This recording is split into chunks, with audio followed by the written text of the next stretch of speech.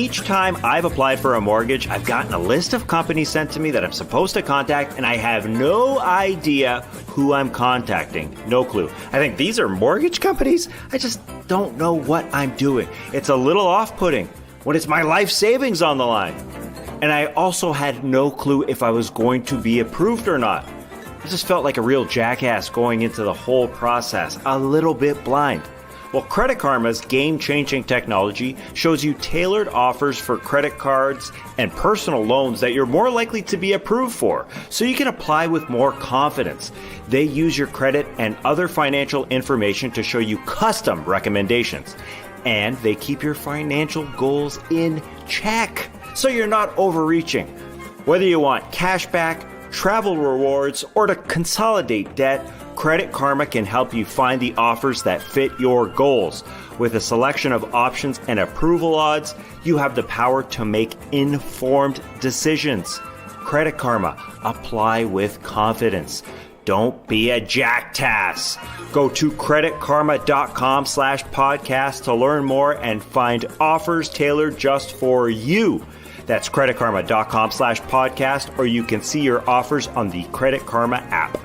Apply with confidence today. Go to creditkarma.com/podcast or the Credit Karma app. What's your experience been like here at the Cliff Godwin baseball camp? Pretty fun.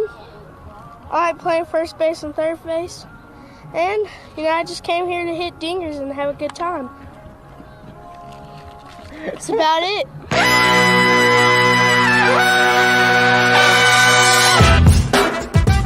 Good morning, sweet world, and welcome to the No Dunks podcast on the Athletic Network. It's Wednesday, July 14th. I'm J.E. Skeets, rolling with the homie, Tass Mellis. What's up, boys? What's up, Tassy? Got my top shot hot boy, Trey Kirby. Hey-o! Yo, the international man of mystery, taking it to Legoland soon, Leigh Ellis. Friends.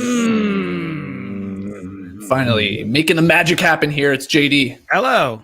There he is. Here we are. First things first, shout out to the stream team for joining us live on YouTube. Smash that like button. Leave your comments below the vid to help us defeat the algorithm. And if you haven't already, please subscribe to No Dunks on YouTube. Keep sending in your questions and comments for the next Beach Steppin' podcast. Email them in nodunks@theathletic.com.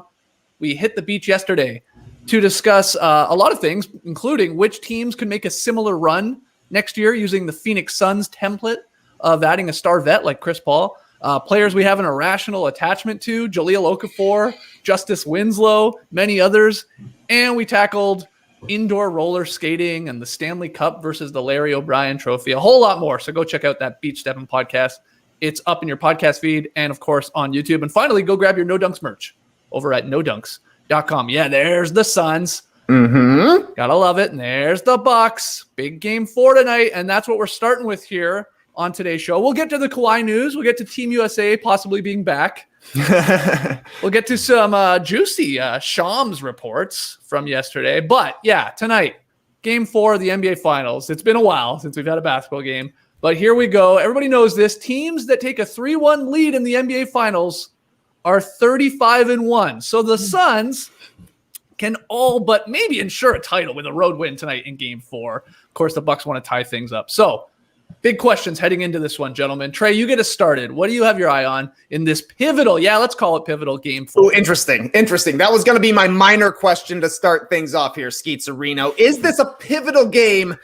Pivotal more so for the Bucks, yes, I think, right? Yes. You don't want to go down 3-1. One man's pivot is another man's pull. Okay. All right. I don't mind that. I just went with pivot. Oh, okay. I thought you said pull. One man's pivot is another man's pull. Okay. But yeah, big game tonight. And the biggest question for me, no surprise, is about the biggest guys. And Skeetington, I actually got 3 questions for one on this very special deal for you. Number 1, is Giannis going to keep playing like Shaq? Number 2, can Phoenix do anything at all to slow him down? And number 3 kind of relates to number 2.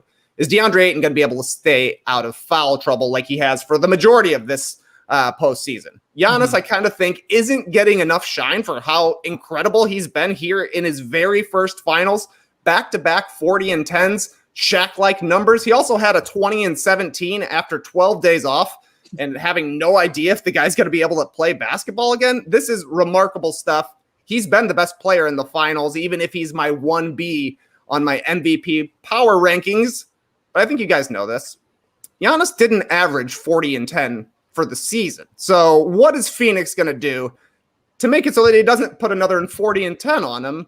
My guess, it's going to be a little bit more physicality, kind of challenging the refs to send Giannis to the line. I think they're going to double Giannis when he is getting isolation touches in the post. And I think that the flops are going to be out in full force tonight. Giannis needs to be prepared for some dastardly actions from Chris Paul and Jay Crowder when they happen to maybe catch Giannis in transition or something like that. The Bucks did a great job in Game 3 of getting Giannis the ball on the move, whether it be in a screen and roll or coming from the side, just giving him a chance to attack downhill. And when Giannis is attacking downhill, he's incredibly tough to stop. And that's why, more important than anything, Phoenix needs DeAndre Ayton to stay on the court. He has been instrumental to the Suns' run this year.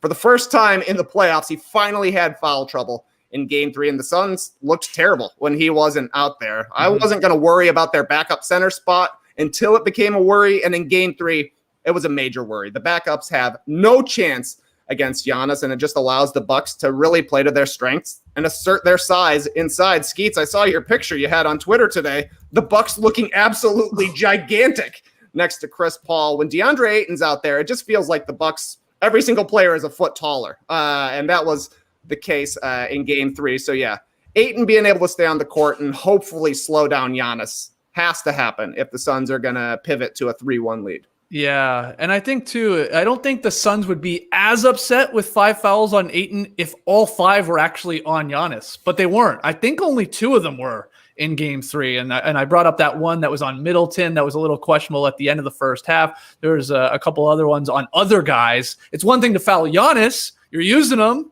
You're putting them to the line. You're not hearing the countdown or the count up because you're in Milwaukee, but it's another one when you're sort of like wasting them almost on other guys. So, yeah, he's got to stay out there. I think all eyes will be on that task. What about you? Is it Giannis you're focused on and how the Suns try and stop him, or are there other things in this pivotal Game 4? Well, I think the Suns have so many things to work on. And that's what kind of scares me for the Bucks. I would have rather them won a close game where, there's still some question marks. There's still some things up in the air. Like, at least, a little bit of mystery going into Game 4. But the Suns could go back, with an extra day off and work on a bunch of things. Yeah, it's Ayton staying on the floor. Monty Williams said he was going to show Ayton film of how to position his body better against Giannis's drives and where he can take charges. So, that's something they can focus on. Devin Booker coming back from a 10-point performance. And Ayton said this about Booker after Game 3. He said, quote, he gets pretty scary after a bad game. Just knowing his mentality and knowing that games like that don't really slow him down. That via ESPN and Dave McMenamin, our bro there. So I think those couple things have the Suns kind of have going for them. I know Monty Williams, came out and talked about the whistle a little bit without talking about the whistle. There's some stuff going on there. There's that one guy who had 17 free throw attempts on the other side, but Giannis is going to get his free throw attempts. The thing is that the Phoenix Suns want to be more physical. As Trey sort of said there, they got to get up from the jump, and they do that. 4-0 in the first half this postseason against the spread after a loss. They come back and they fight back. And I think it's not so much just about, getting the calls. It is about, fighting back. It is about getting to their spots a little bit more on the offensive end. It was a strange game. The blowout is something that they can look at a billion things. Like Chris Paul said, I had those 4 turnovers. It's not me. He's had a big turnover number in two straight games. He can try and correct that. The Suns didn't have a single corner 3 in Game 3. That's weird. They hit 10 in Game 2. So that's something that they're going to be focusing on. So there's a billion things I think for the Suns, and I think they're going to be pretty locked in. That's the scary part for the Bucks for me, right from the get-go. Speaking with Booker there, he had that 10-point performance in Game 3, which is brutal. But the stats back it up that he generally bounces back, Tass. In the 11 games Booker has played this season, after a game in which he shot 35% or worse from the field, so a really bad shooting game, he averaged nearly 24 points per game on 44% shooting, and the Suns went 9-2. That's probably the most important stat.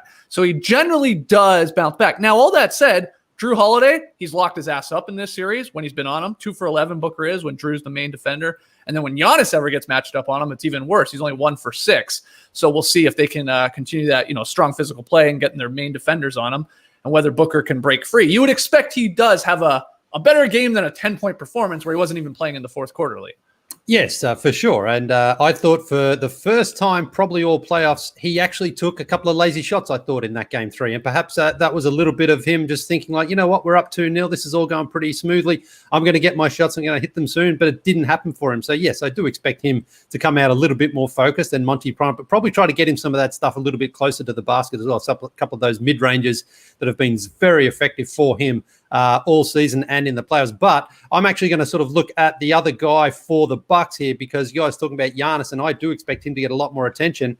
And Khris Middleton had 29 points in game 1, but it was in that loss that wasn't all that close. I'm expecting him to actually have a Khris Middleton game like we saw against the Atlanta Hawks a couple of times, really, game 3 and then in game 6 in Atlanta, where Khris Middleton was, probably the best player on the floor. Are you saying the Ferris wheel has reached the apex here? Well, listen, Khris Middleton has scored 18 points, 11 points and 18 points in his last 2 games, and he's never gone in the playoffs 3 games in a row without scoring 20 points. So based on that, there you go. It goes up.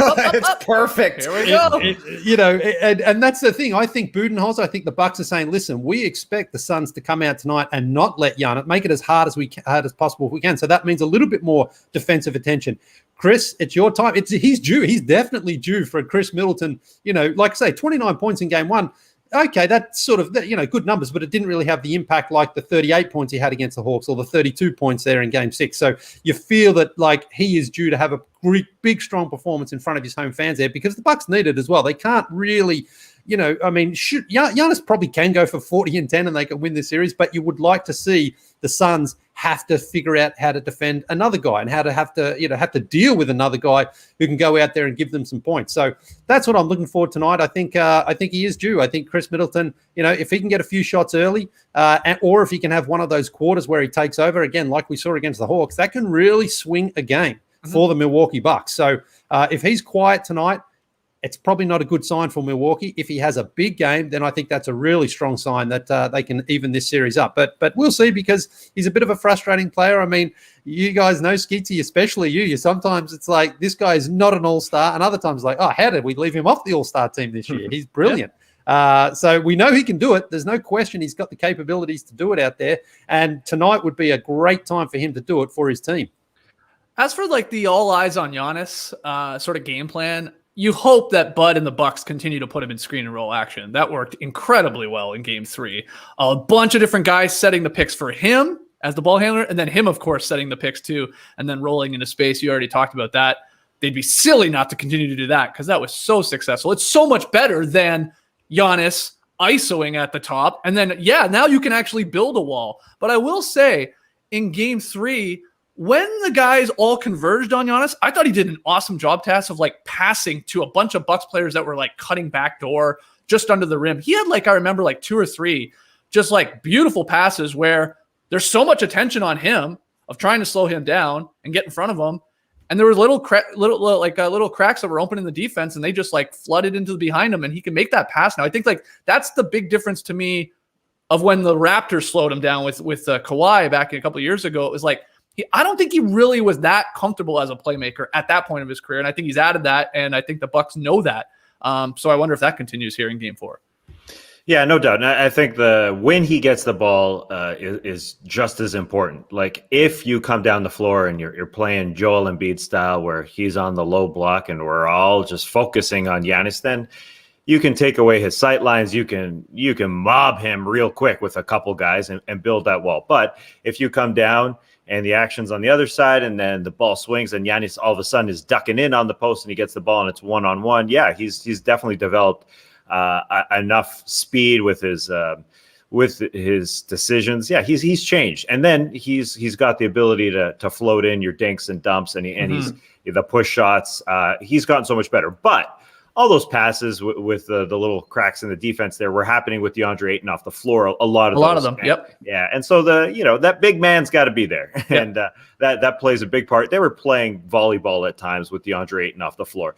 They've got nobody, even close to guard Giannis, especially, with Dario Saric out, who's a tough 6'9" dude. So that's the thing. I mean, Ayton, it looked like a great Ayton game in game 3. Mm-hmm. He was rolling to start, and he had only he was hitting one the foul. Jumpers too. He hit a couple there, like 15-footers.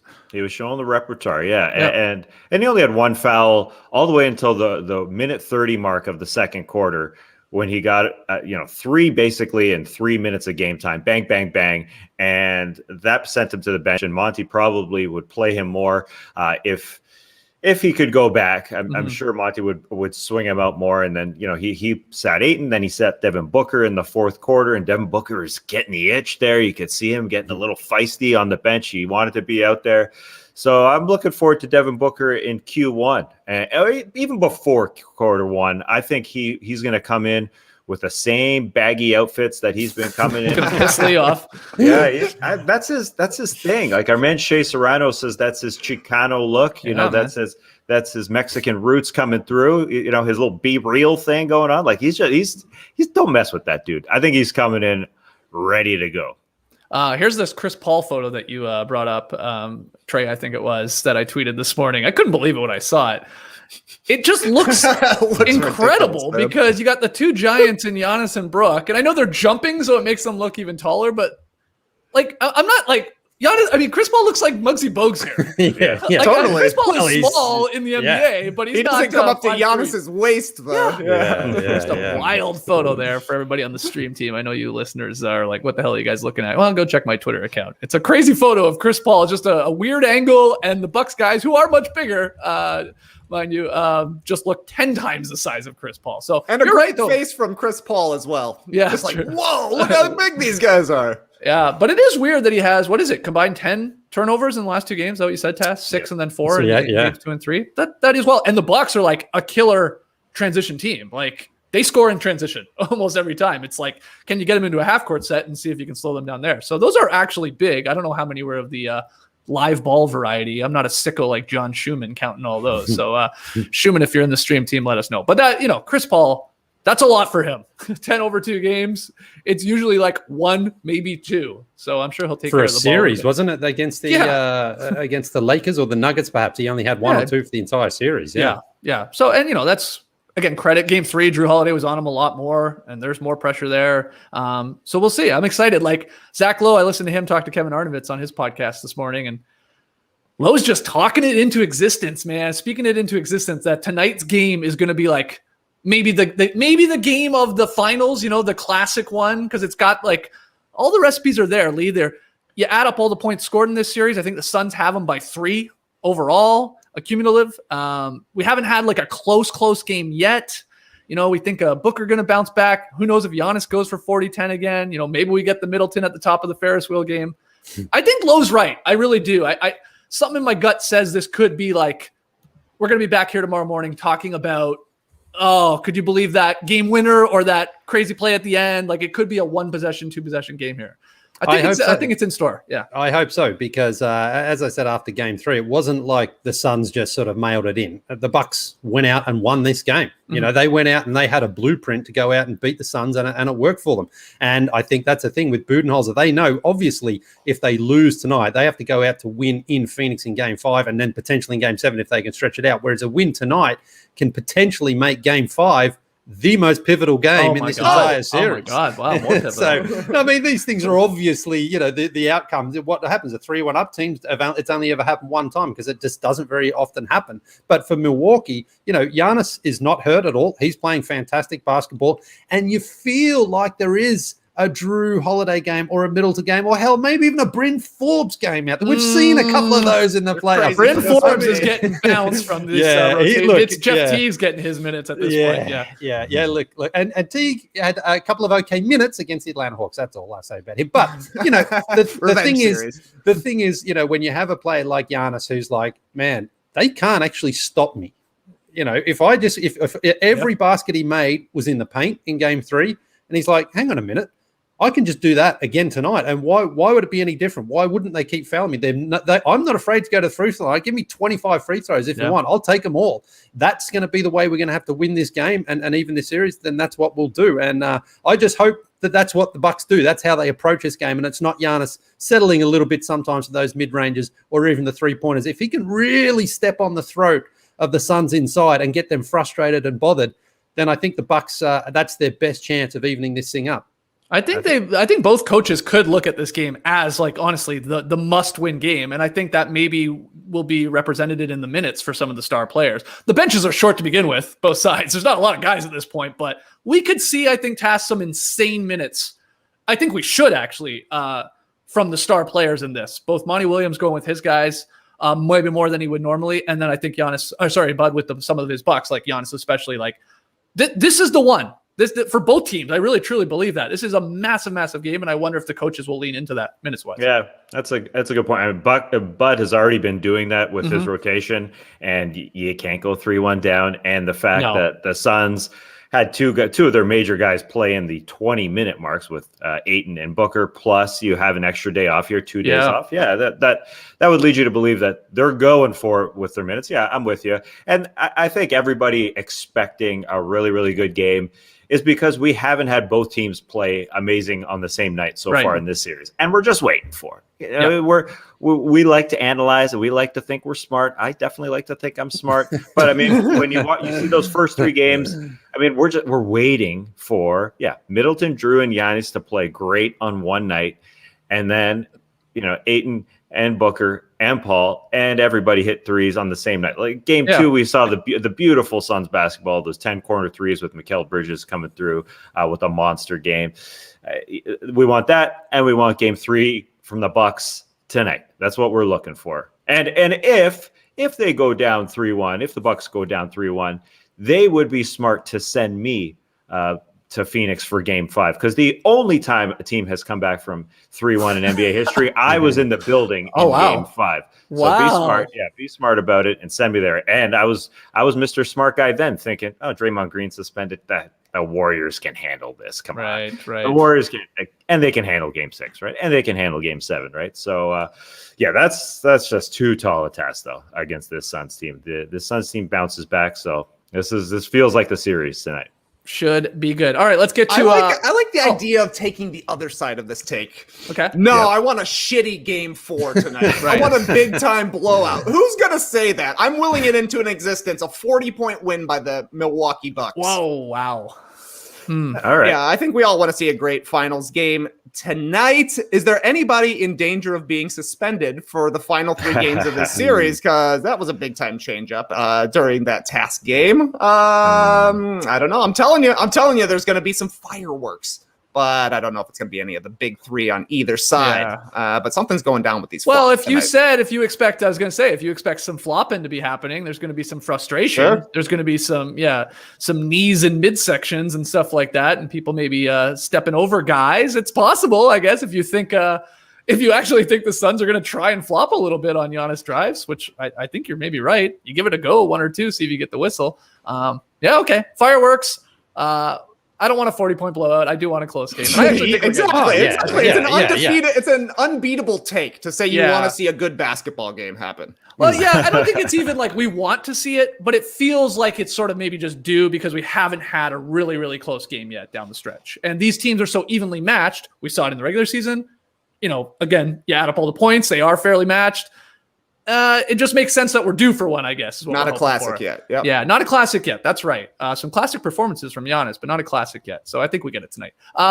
Player prop bet. We always do this heading into these games. Leigh, you always tell us who's going to hit the first shot, and you're never right. But what do you have your eye on tonight? Player prop bets. You fired it up on BetMGM. What do you got? I did, yeah. Well, I was scrolling through it, and then I thought, you know what? I've put too much preparation and thought into it before. I'm not going to do that today. I'm going to do this spur of the moment right here, right now. See if I have a little bit more luck. All right, so I'm opening it up here. Okay. What have we got? Okay, Giannis first basket, Bucks win $8.50. Yeah, that's not enough in it. You want a little bit of juice there, don't you? Let's go down a little bit further. Booker first basket, Suns win $17. I don't want that to happen. You don't want to bet on something you don't want because then you're betting against yourself. You want something you want to happen win. So I'm going for a Bucks win here. Okay. Let's see. Bucks win. Jay Crowder first basket. Bucks win. Oh, I don't mind that one. I don't mind that one. First basket, Jay Crowder. Jay Crowder hits the Bucks first win. basket, but the Bucks win. Yeah, $23 you're getting for that because Jay Crowder, he hit 6 in game 3, I think. Yeah, Didn't he? a lot of 6 threes. 3-point. Now, this doesn't even have to be a 3. This can be just like a scrappy basket. That's a classic Jay Crowder. More likely, it's going to be a 3, I think, from Jay Crowder. But. Yeah, I mean, you can get a Jay Crowder 3-pointer alone for $19. But I think in the essence of what we want for tonight, a good game, I think the Suns have to get the first basket. So it's like, okay, they're locked in. They're locked in. Oh, wow. They're locked in. You know, Jay Crowder's going to be the guy. Devin Booker, we don't want to get him off early, so there's going to be a lot of defensive attention on him. Chris Paul, he's going to be looking to pass early. I think Jay Crowder is the beneficiary here. So give me Jay Crowder, first basket. Doesn't have to be a 3, but the Milwaukee Bucks win, and you will collect 23 big ones for every dollar you lay out there. So, what a parlay we got here. Someone make that bet. Put $10 on it. $10, and you're going to win. Why don't you do it? Yeah, I don't think you should gamble. But anyway, listen. If I did do any of my bets, I'd be in the hole quite a bit. So I'm glad that I'm gambling with no money at all here. But that's what I want. I want it to be like Jay Crowder. Yes, I know it'd be a bang, wouldn't it, from Mike Breen? Wow, Jay Crowder a bang on the first possession. Oh yeah, okay, yeah. Give me a bang. A Jay Crowder 3. Suns basket, Bucks win the game. I think spend that money if you're. I will give you $100 if Breen just bangs on the first shot. Oh, now this is what we want. This is what we want. Everyone's going to be locked in for that first basket tonight. I mean, he is a little more loosey-goosey with what he throws a bang on nowadays. Yeah, but even he will not throw it on the first 3-pointer made. I wouldn't think. Yeah. Unless it's like just what would it take to get a bang on the first basket? Like a first basket bang, impossible. I think it's impossible. Yeah, 4-point play from 50 or half. Yeah, one of those ones that's like as the shot clock's running down, it's a heave. Yeah, okay, maybe. Bang, he knocks it in. Yeah. Even then, I don't think he would do it. He'd do like more shocked. Probably not. But anyway, I like this bet. I feel good about this one tonight. I feel real good about this one. Okay, well, let me go to the other guys. Before I get your player prop bets, though, I just saw that the Giannis line, TK, is 34.5 points. Is that that's interesting, right? Obviously going for 40 plus in the last 2. 34.5, they've bumped it down pretty significantly.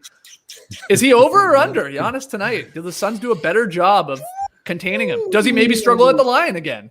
Interesting. Well, Leigh, I think actually, Skeets, I'll start by saying I'm going to go under for Giannis, 34 and a half tonight.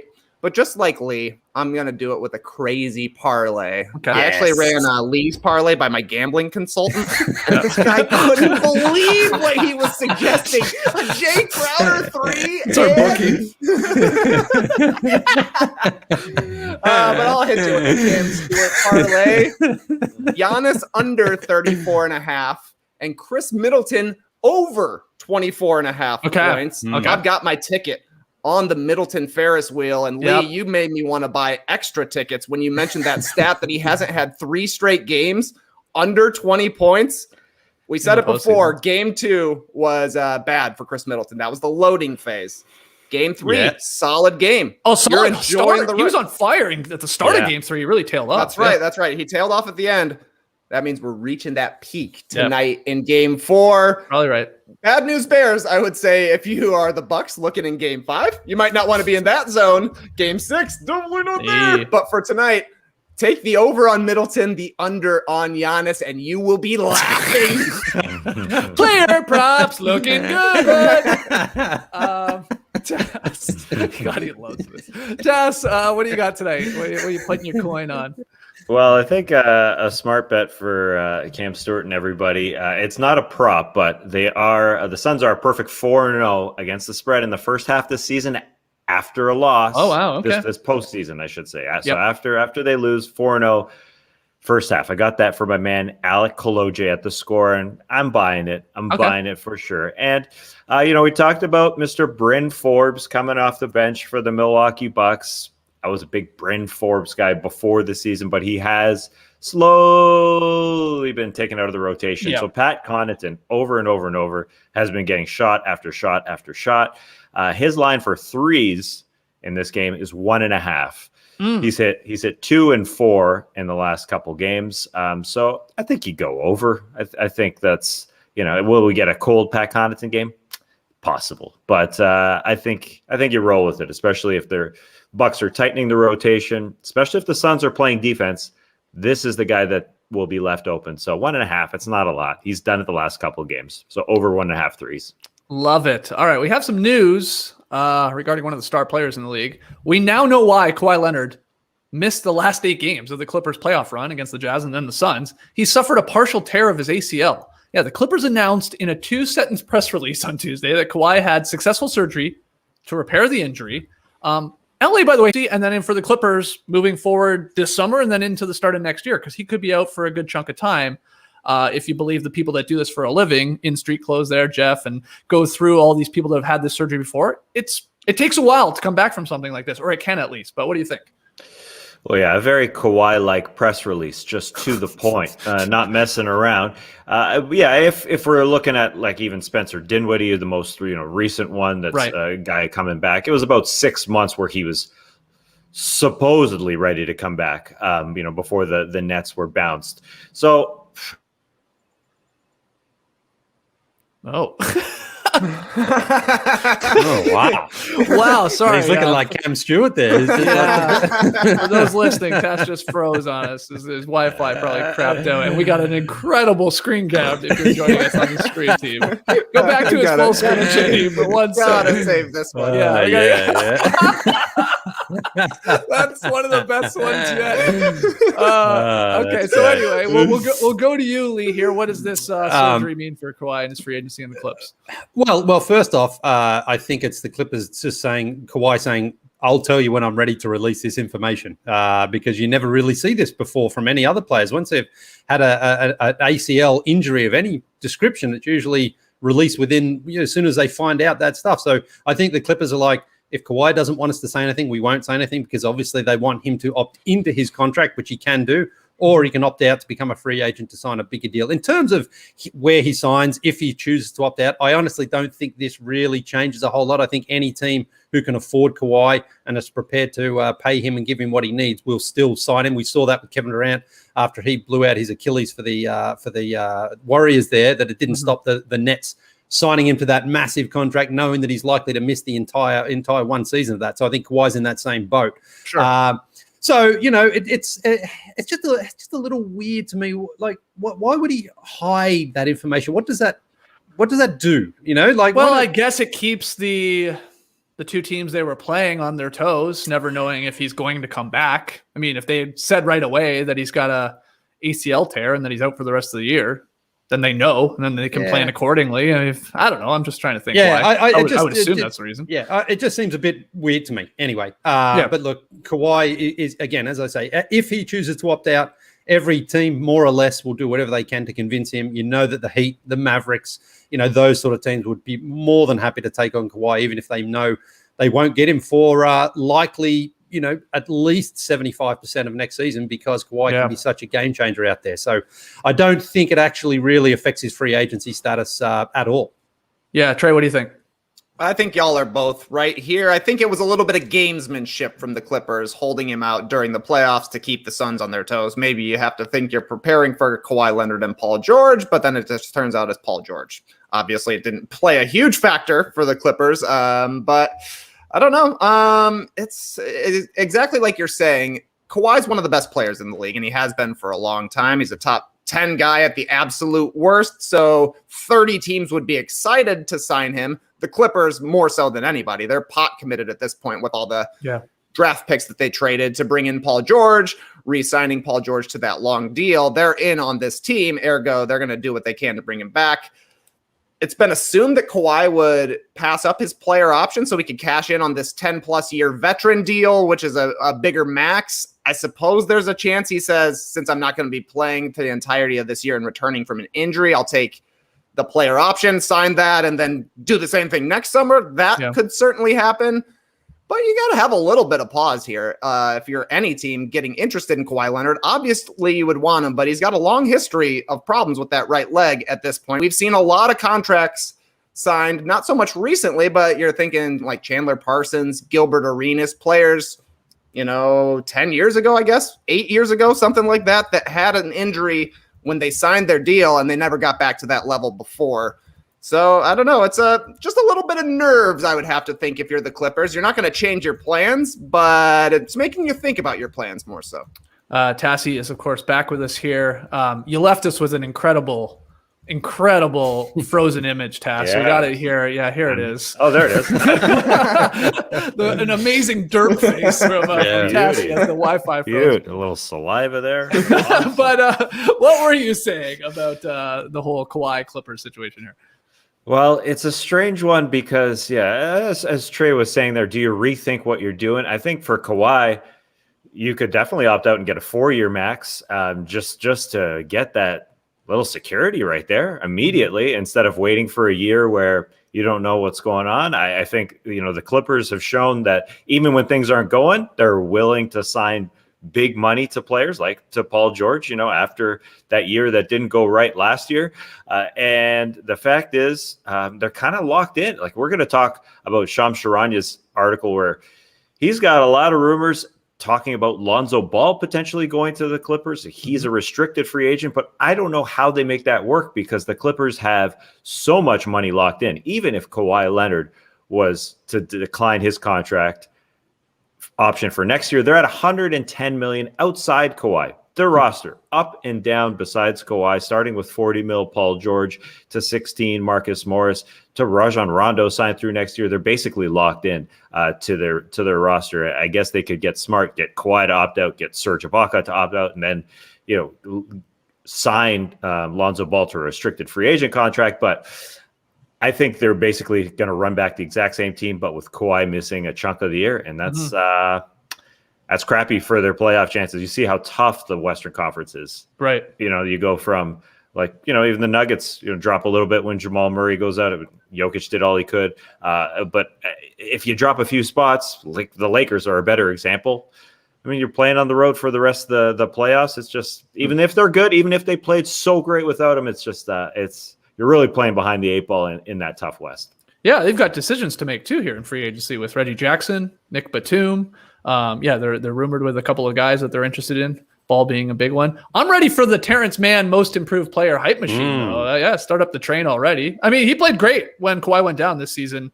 Got nearly 30 minutes per game. Like, he slotted in there, scored 13 points per game, shot the lights out of the ball, 56% from the floor, and then 45% on threes. Now, I don't think he's going to do that throughout the season, because if he does, he might be in the running for most improved. But they'll give a lot of his minutes to him. But this sucks. I'm with you guys. Just for their season. Paul George is good, and I think the Clippers would still be a good team if they're basically the same, but they're not top. I don't think they're a top 4 team in the West without Kawhi all year long. I don't think they're even top 5 or 6 with some of these squads. So they might just be scrambling to get in there, and then you hope you get Kawhi back for the home stretch and into the playoffs. So tough news for Kawhi. We'll see how much time he actually misses here. All right, we got lots more. We got to get to the Shams report there, but let's take our first break. Guys, stressed all the time, tired 24/7. Just don't like cooking. Yep, that's me. I don't even know how to turn on a stove. I'm a dum-dum. Food that's fast doesn't have to be fast food, though. Freshly offers quality meals without the hard work of prepping, cooking, and cleaning. That's an underrated part of Freshly here. The whole, not a lot of cleaning going on, fork and a knife, or maybe even a spork if you've got one. I like that. A little spoon fork. Exactly.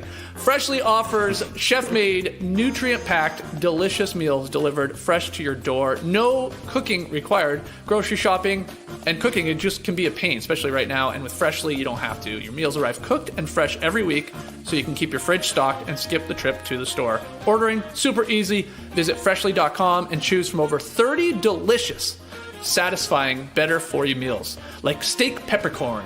I love saying the word peppercorn. That is just a great word to say. In fact, someone should name their child Peppercorn. Sausage, baked penne. Don't name your kid that. Yeah, or chicken pesto bowl. And now our listeners can try Freshly for just $6.16 per meal. Stop searching the internet for healthy food near me. Yeah, right. Doesn't exist. Every night, and just start living life freshly. Your meals are always delivered fresh, never frozen. And they're ready to heat and enjoy in just 3 minutes. Right now, Freshly is offering our listeners $40 off your first 2 orders when you go to freshly.com/no-dunks. So stop stressing about dinner. Stop stressing about how to turn on the stove. Go to freshly.com/no-dunks for $40 off your first 2 orders. That's freshly.com/no-dunks for $40 off your first 2 orders. If you're feeling drained after exercise like hiking, biking, or even bar 3, then True Niagen might be for you. True Niagen is great. True Niagen fuels the body's energy engines, maintains its cellular metabolism, and even supports heart health. With 11 published human clinical studies and backed by Nobel Prize winners, True Niagen is a supplement that's clinically proven to boost NAD levels, an essential coenzyme required for cellular energy and repair. Taking True Niagen can help with muscle recovery after a workout. Add more vitality to your life today with True Niagen. Right now, new customers can save 10% on their first purchase by going to trueniagen.com/no-dunks.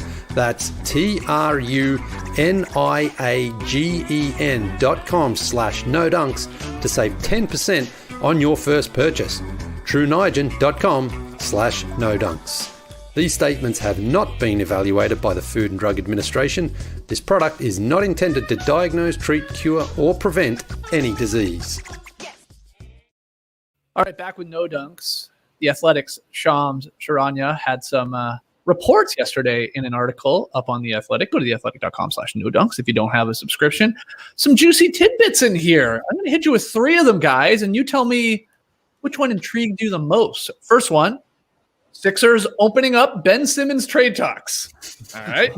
Okay, Shams, I think we knew that one. But he's leaning into it. Second one, Knicks interested in Collin Sexton on the Cavs. Okay. And then the final one I'll throw at you. The Pelicans are planning to hire Suns assistant Willie Green as their new head coach. So, Tass, you go first of those 3 reports there from Shams. Which one is the juiciest to you? Well, I'm going to go even deeper into the inside pass from Shams Charania. I think it's a 2-parter surrounding the Knicks that's interesting to me. Yeah, they're trying to trade for the Cavs' Collin Sexton, the most aggressive team out there. To me, that's really, really interesting. The Cavs, I guess, down on Collin Sexton, up on Darius Garland, who's been called up to the big team amongst the USA national team. So that's really interesting to me. Can the Knicks bring him in and make him a team guy with all their young players? I mean, he is so talented. He could easily come to the Knicks and be, a 1A type guy. But what would they have to give up for him? I would assume it would have to be either Emmanuel Quickley or Mitchell Robinson, some big package for Collin Sexton, a decent package anyways, including one of those guys. So looking forward to seeing that happen. Now, if they can't get Collin Sexton, if that asking price is too big, Shams reports that Lonzo Ball won't be back with the Pelicans if he's offered a big contract from somewhere else. Right. And that could be from the New York Knicks. I thought that was the perfect match in New York. But, Collin Sexton, depending who you are around the league, looks to have a really high ceiling. But his stock, even though he's can score 20 per game, doesn't seem to be very high for a guy that early in his career. Was talked about in all-star consideration at the beginning of the season, but things fell off in Cleveland. And so I'm not sure how much Tibbs can get through to him to be a part of that team. But again, they need scoring. They need scoring at the point guard spot, so I can understand them taking a chance. But the Pelicans, if they're moving in a different direction than Lonzo Ball, obviously their situation there with Nickeil Alexander-Walker probably taking over as a young point guard. I mean, that's going to be interesting with Zion Williamson. And if the Knicks buy into the Lonzo Ball hype, what is he going to be for his career? Because he had a solid year. That's some interesting movement early here before free agency opens up in a couple weeks. Yeah, sticking with that, Kelsey Russo and Mike Vorkanoff were all over this potential Knicks-Cavs trade this morning, again at The Athletic. They threw out a couple potential trades, Tass. Didn't involve those names that you just threw out quickly, or Mitchell Robinson. No, listen to this. So the Cavs need a front court player. So, okay, they do have Jared Allen, so I don't know, maybe there's too much overlap with Mitchell Robinson. But they said, would the Knicks really trade Obi Toppin for Sexton as the piece? Just drafted him not that long ago. But could Obi Toppin and the number 19 pick, let's say, for Sexton, is that enough for Cleveland? Again, would the Knicks even want to move on from Toppin? Then they said, what about this? How about the Mavs pick that the Knicks own, 2023, moving into a top 14 protected selection, Kevin Knox, and then like another pick, an early second-round pick, super early second-round pick this year. Is that enough for Sexton?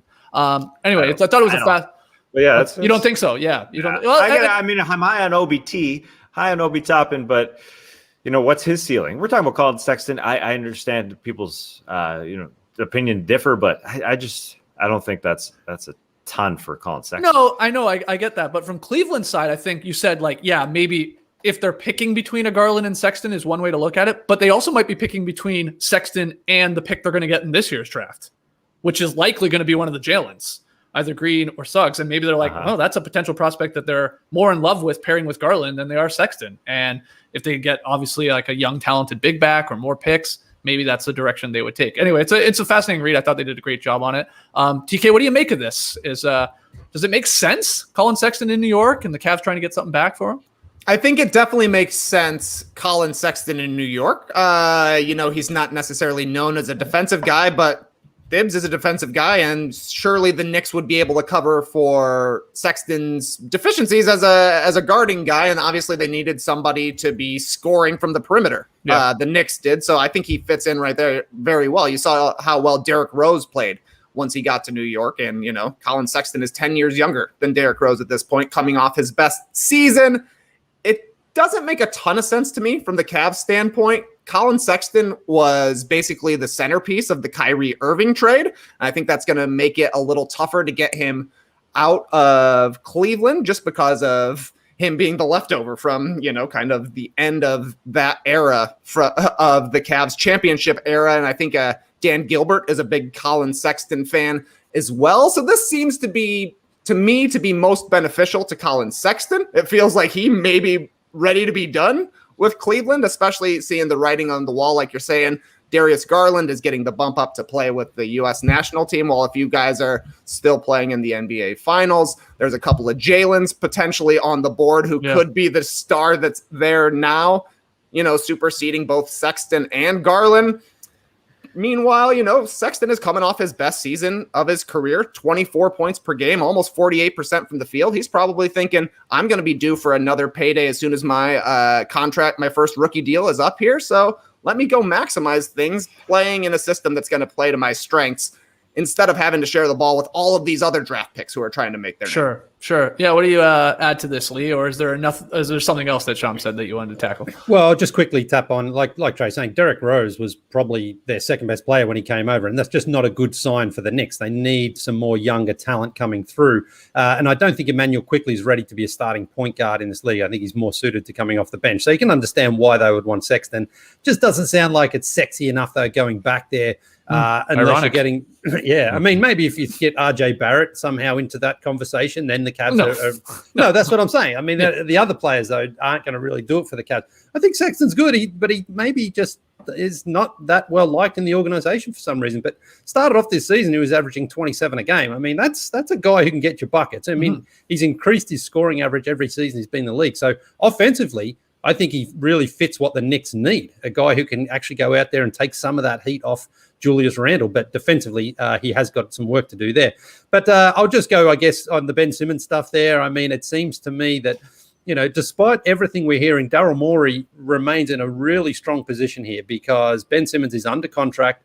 He doesn't have to trade him. He's still likely going to be the best play in whatever trade is made.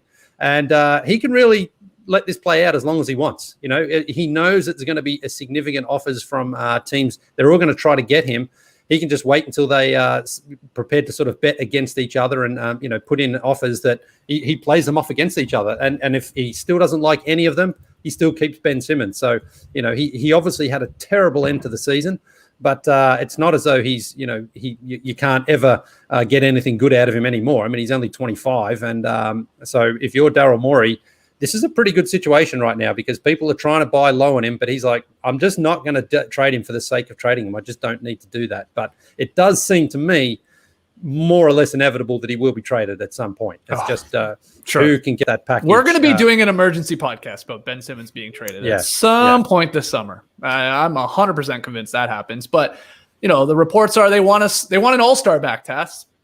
That's what they think they should get for Ben Simmons. I'm sure a lot more, they think, but it should be an all-star caliber player. Well, if it was 8 months ago, we were talking about James Harden for Ben Simmons. I mean, so things change quickly in this league. Yeah, but I don't think for sure. But I don't think they're lowering the bar to a rotation player. I mean, they probably want somebody who's got at least star potential. Tomorrow. I mean, somebody who's got to be really, really good. They're trying to win a championship. So I understand Daryl Morey shopping him, and the fact that it's snowballed from you were basically traded for James Harden. We wanted to keep you around, but that was the offer on the table to now what happened in the playoffs. I can understand them wanting to go in a different direction, but he is still extremely talented. He's still way before his prime. And that leads me to my next point. Somebody brought this up, Apex Frazier, I do believe, in the chat when we were talking about Collin Sexton going to the Knicks. You mentioned Mike Vorkunov, Kelsey Russo of The Athletic, saying a couple packages that were out there would center around Kevin Knox or Obi Toppin. Yep. And Apex Frazier mentioned here, Obi is older than Sexton, even though he was drafted last year. That led me to Obi's basketball reference page. Yeah, he's 23. Sexton is 22. And he's got an incredible name, Obadiah Richard Toppin Jr. What a name, Obadiah. He's from Ohio, too. Well, he played at Dayton, too, right? Yeah. Maybe there's a link there. Now we'll see. Yeah. I think Simmons is going to be traded. I don't think you're not getting back James Harden type player, that's for sure. You're going to get back maybe a Zach Levine type player, which would be awesome, I think, actually, for the Sixers. We've talked about that in the past. But I don't even think that's likely. I think it's going to be a little level down from even him. Like maybe, is there an all-star player who is Russell. a lower level than a first-time all-star? That's because I think the Sixers should be asking for an all-star. Ben Simmons, I'm still a believer. Right. It's going to be a problem when you get to the playoffs if he's your only ball handler. But if you can put him in a scenario where he's not your only ball handler, I think it's fine. Trading a low-level all-star. I saw Greg Ray in the stream team suggested Ben Simmons for Kemba Walker. That does seem to kind of address problems for both teams.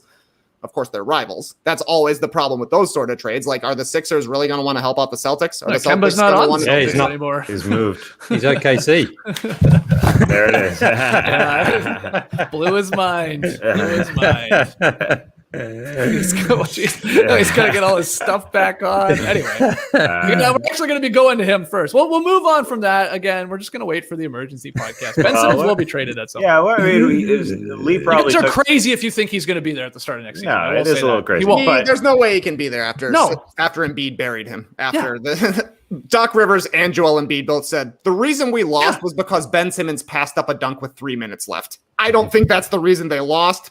But they buried him. They blamed him. So there's no way he's coming back. This might be too simple a thinking, but we talked about 1 billion Bradley Beal possibilities earlier in the year. Leigh took us through several trade possibilities. I think me. I took you through that one. Yeah. You were the Beal man? Oh, sorry. Beal. No, sorry. No, Beal. Yeah. Leigh was Beal. I was Simmons. Yes, you're right. Yeah. Well, the Beal for Simmons, I think, would make sense from the Wizards' perspective. I understand that maybe it would hurt Wizards fans initially, but I think Beal has his sights on greener pastures. I mean, it's tough. So. But he's only 28. That's the thing. He could stick it out a couple more, to get to Lillard's level, like early 30s.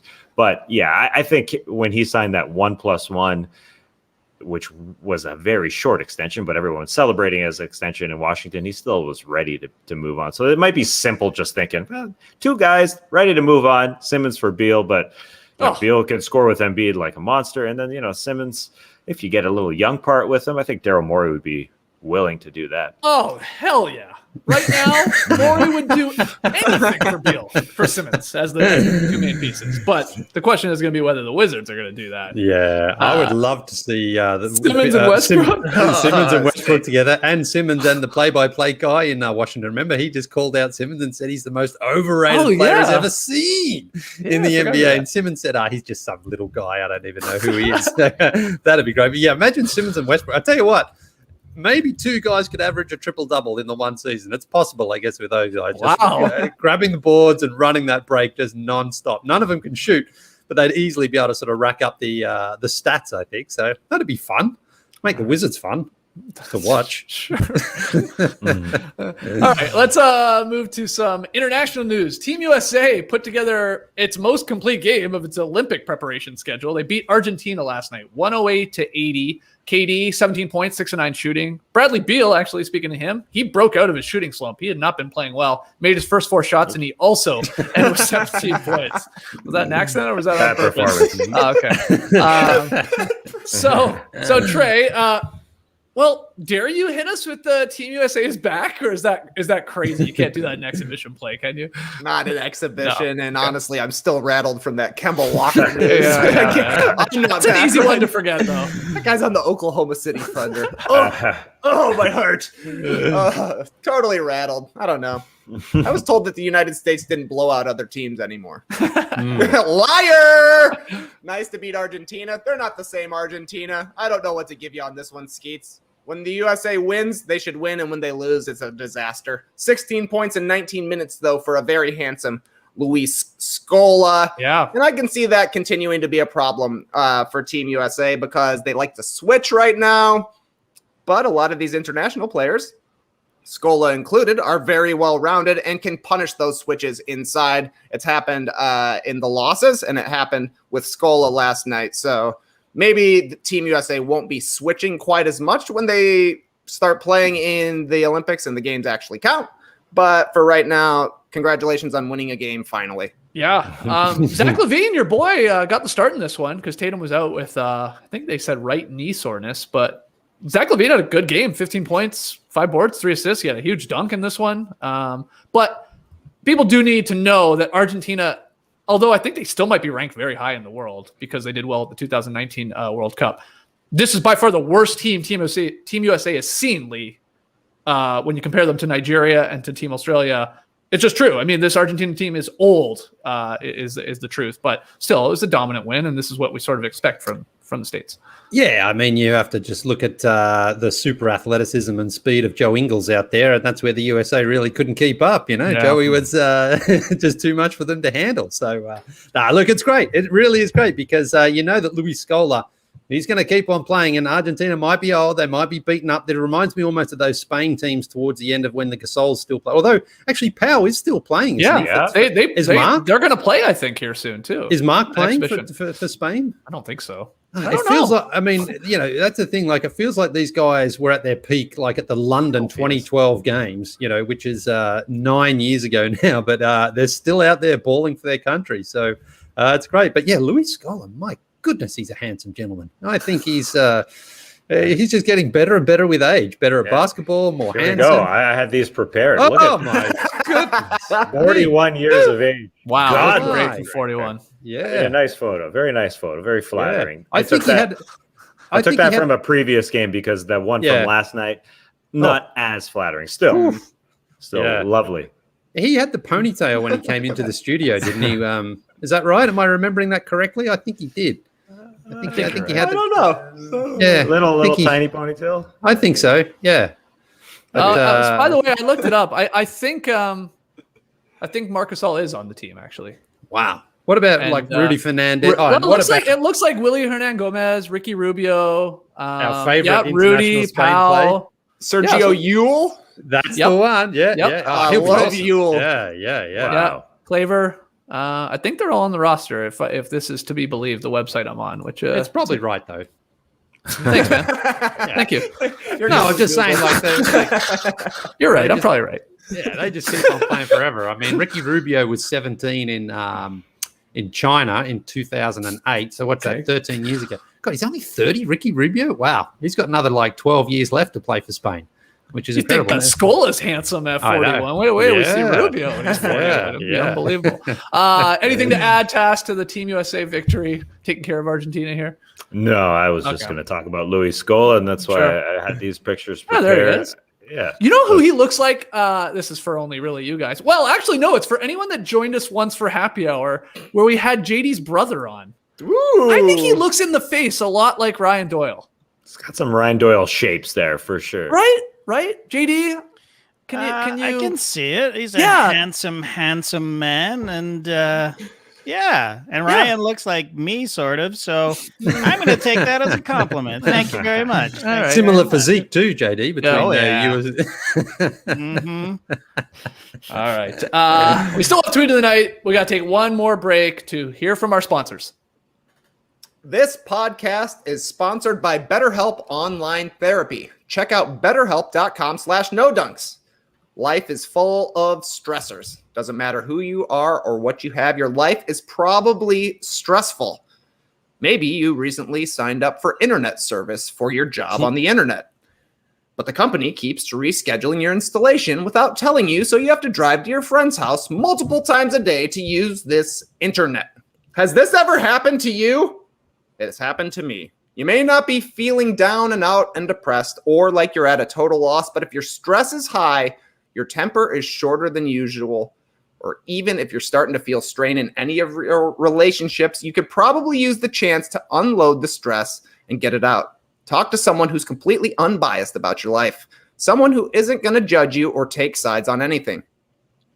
BetterHelp is customized online therapy that offers video, phone, and even live chat sessions with your therapist, so you don't have to see anyone on camera if you don't want to. It's much more affordable than in-person therapy, and you can start communicating with your therapist in under 48 hours. Unload the stressors and get some unbiased feedback. You'd be pretty surprised at what you might gain from it. See if it's for you by going to betterhelp.com/nodunks to get 10% off your first month. That's betterhelp.com/nodunks. Oh, yeah, it's my Indochino time. Just ordered myself a custom shirt from Indochino. I was telling the guys offline, an offline endorsement, that my measurements were already stored on their website. Didn't need to re-enter them. Just click. I like this shirt. Custom shirt coming my way. Am I taking a chance? I didn't get fatter during the pandemic. Yeah, I guess. But it was so easy. Can't wait to see it, especially because I got TAS as a monogram on the cufflink. Wow. I know you've been there before, Skeets. What was your monogram? I think I put on a pair of pants on the cuff, which is really weird. Like, you're never going to see it on the inside of it. I think it says "Embrace the Day."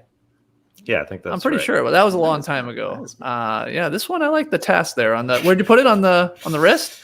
On the inside of the cuff. Yeah. Oh, nice. So when I fold it back, I'm going to remind myself that's my name. Anyway, That's my shirt. So This is my shirt.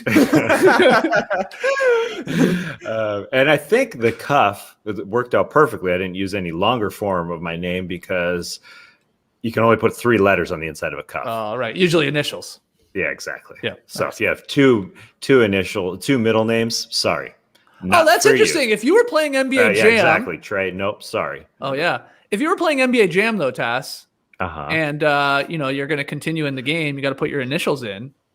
Are you a TAS man? Or are you just actually going to go with your name, or are you going to put your actual initials? I go initials. Interesting. I stay traditional. Arcade initials. Okay.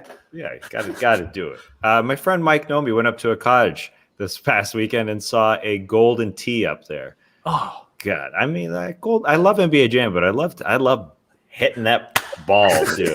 That's pretty fun. Oh yeah, little overspin. What's that called? Yeah. Who knows golf talk?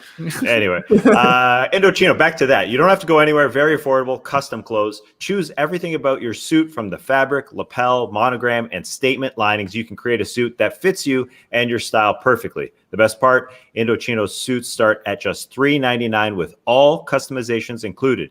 And if you do like going into a store, Indochino is now open at select Nordstrom stores. All right. Can finally use that sports business classroom gift card that we got a few years back. Thanks, Larry Kuhn.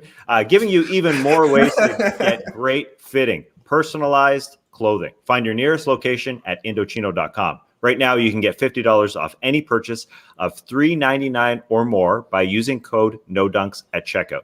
That's $50 off a purchase of $3.99 or more at INDOCHINO.com.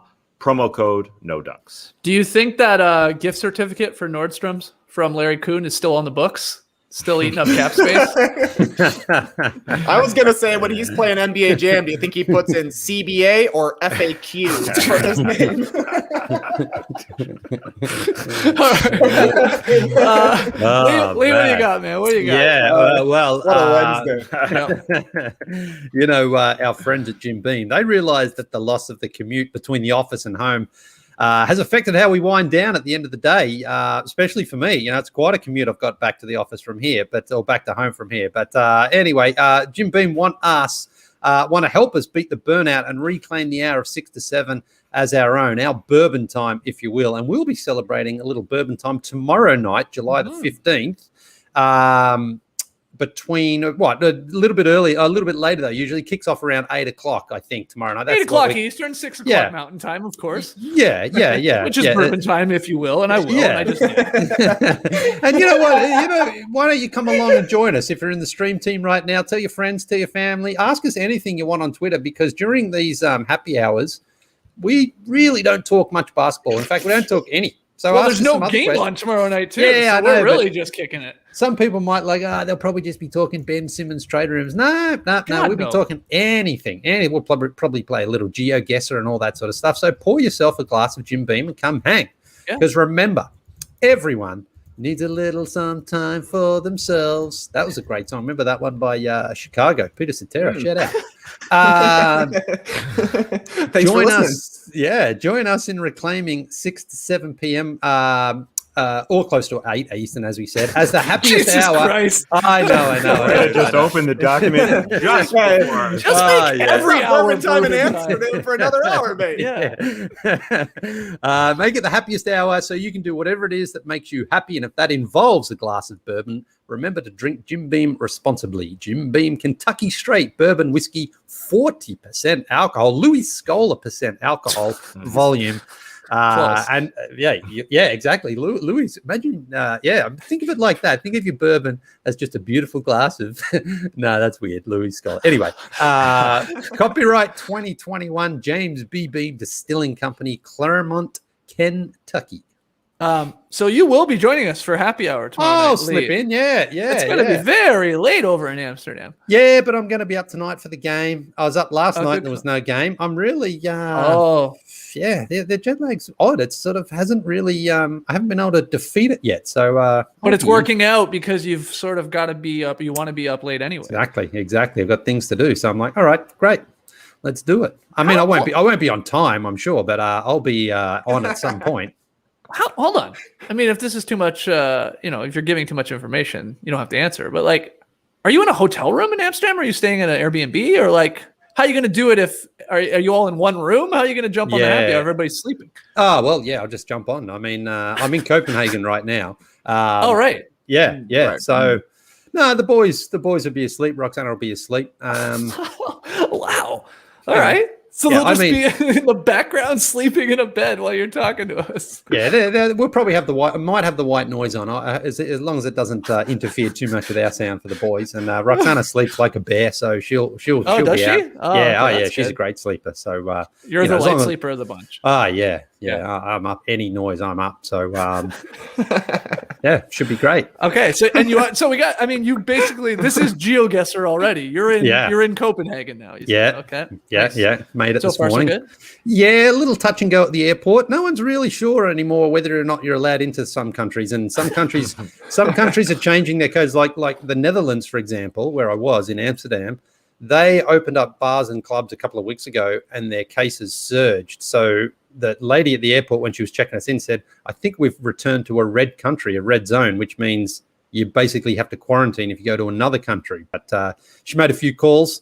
put in a good word, I think, for the Big E and said, okay, you're on your way. It's Denmark's problem. They can handle it. So we managed to get on the plane today. But it was for a while there, I was like, well, we might have to do the old round trip from the airport back to the hotel. And oh, man. Yeah, but I planted that seed before I left. I said, how is occupancy at the moment? Yeah, you got any rooms like for tonight, for example? Oh, yeah, we're clean. I said, okay, good. Just checking. Just checking. Case. Yeah. Okay. Yeah. All right. So. All right, and so where to after Copenhagen? Is this the final? Well, so Copenhagen, Billund is in Denmark, where the Lego trip is, but that's a 3-hour drive. So we're driving out there on what day is it today? It's Wednesday. The jet lag's not a problem. Yeah. We're actually trying to get into Malmo in Sweden on Friday, if we can get into Malmo, because I've got a friend there. I'm going to go and see a friend of mine, and we're trying to get in. But I don't know. Again.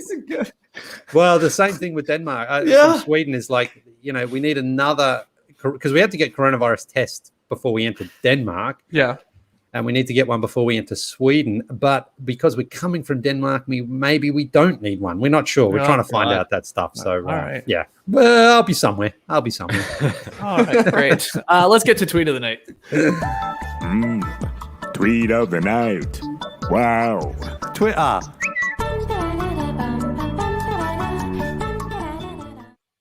Well, you got tweet of the night here, Leigh. Yes, I do. And this one's really for you, Skeetsy. I think you're going to enjoy this one because it came in from Kyle Lowry / the Toronto Raptors last night on Twitter. JD? Get it right. Dr. Lowry.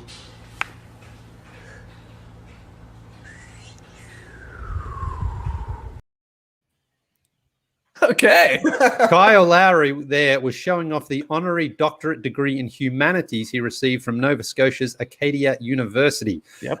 So this covers a number of achievements made by Lowry, the third Raptor to reach 10,000 point milestone. Of course, he was the People's Finals MVP winner when the Raptors won the title a couple of years ago. And really, the more that Kyle Lowry sort of embeds himself into the Toronto and the Canadian way of sort of like sporting lexicon, is that right? I think that's right. When you think he was traded there, he didn't want to be there. He didn't want to even go to Toronto in the first place. Then he was basically packing his bags. He was on his way to the Knicks before James Dolan was like, I think we're getting hosed by Masai Ujiri again. So he pulled out of that deal. And then, Kyle Lowry himself was feuding with Masai Ujiri for the last couple of years prior to winning the championship. And now I think, Kyle Lowry will go down for now, certainly. I know you've talked about him as the GOAT, and I think, not just the player, but the person he's grown into and the man and how affectionate he loves the city and how much they all love him back. He's definitely getting his number retired at some point. Does he get a statue? Kyle Lowry, in Toronto? I think it's in play. I think so. I think he's just been a fantastic ambassador for the Raptors and for Toronto and for Canada in general, I think, in the sporting world. Now he's a doctor. That's right. There you go. Dr. He starts going by Doc Lowry. You He's should. a doc in the NBA for a while. Yeah. It's very catchy. Well, we'll start calling him that. All right. Congrats to Kyle Lowry. Awesome stuff. Yes, man. Start wrapping it up here, guys. Join us tomorrow morning, 10 a.m. Eastern, live here on YouTube. We turn it around as quickly as possible and make it a podcast. Get it up in your podcast feed, be it Apple Podcasts or Spotify, or wherever you listen to us. Recapping Game 4. It's tonight of the NBA Finals. Yeah, basketball's back, baby. We're calling it now. Well, it's either going to be a 40-point blowout, says TK, or it's going to be the classic we're waiting for of this NBA Finals. I think we're getting the 1 or 2 game possession. It's going to come down the stretch here. We're going to have lots to talk about tomorrow morning. So join us then. Keep your questions coming. NoDunks@theathletic.com. And if you haven't already, get yourself an Athletic subscription. theathletic.com/NoDunks. So they know that we sent you. You get a deal on it. And, we mention Athletic articles left and right here on this show, so you can actually read them and know what the heck we're talking about. Clipper Bros. You heard it here first. Have a great time. Turn up. Love you guys. Awesome. Thanks for joining us. And remember, can they all be classics if each one is a classic? Yeah. It really makes you think, because I'm seeing here in the stream team, classic, real classic. Whoa, what a classic. Classic. What if they're all classics? Are we going to be getting a honorary doctorate degree for podcasting? Yes. Let's hope so. Let's get statues. Let's get our butts, in a statue like Kyle Lowry's bound to get a bust of his butt. Come on. Now it's a classic test. Embrace the day, people.